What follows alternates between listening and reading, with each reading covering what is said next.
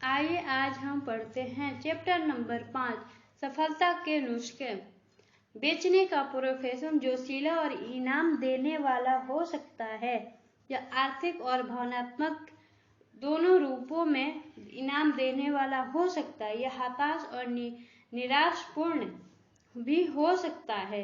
यह इस सोच पर बहुत निर्भर करता है कि एक इंसान सफलता और असफलता को कैसे झेलता है।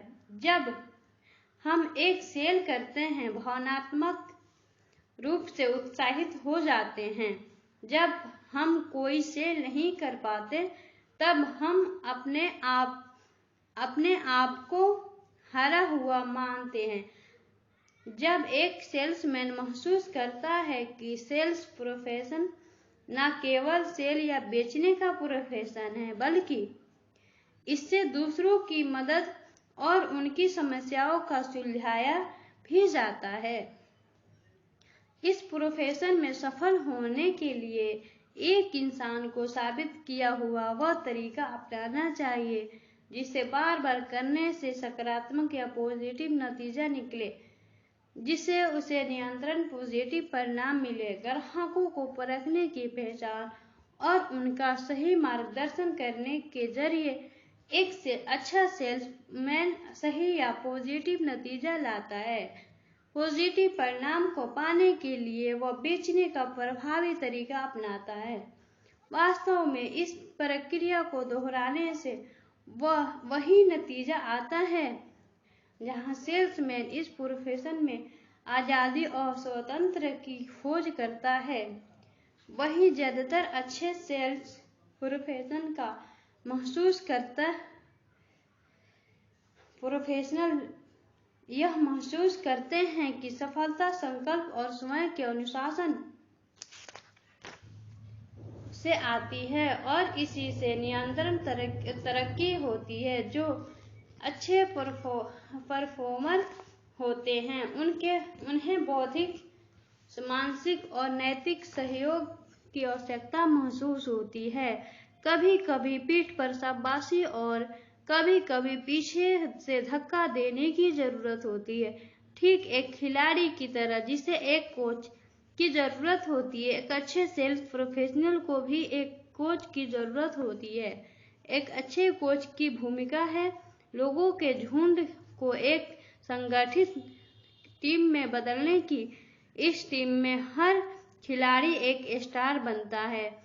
बेचने के प्रोफेशन में समस्या को गहराई से समझकर अपने कार्यों को अनुभूति और ईमानदारी के द्वारा सही समाधान प्रदान करता है ताकि आपसी व्यावसायिक लेन देन दोनों के लिए फायदेमंद हो।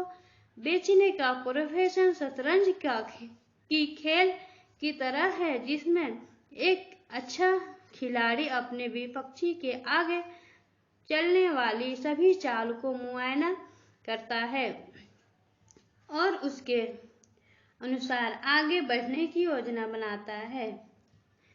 एक अच्छे प्रोफेशनल की तुलना ऑटो पायलट के साथ एक एयरक्राफ्ट से की जाती है।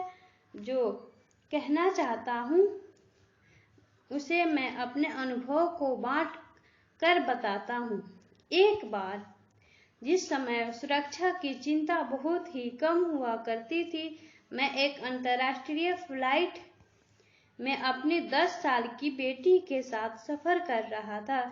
मैंने अपनी बेटी को कॉकपिट दिखाने के लिए कैप्टन से इजाजत मांगी।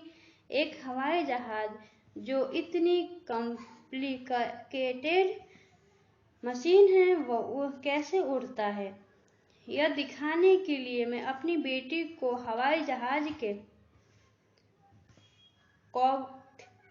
कॉकपिट में ले गया।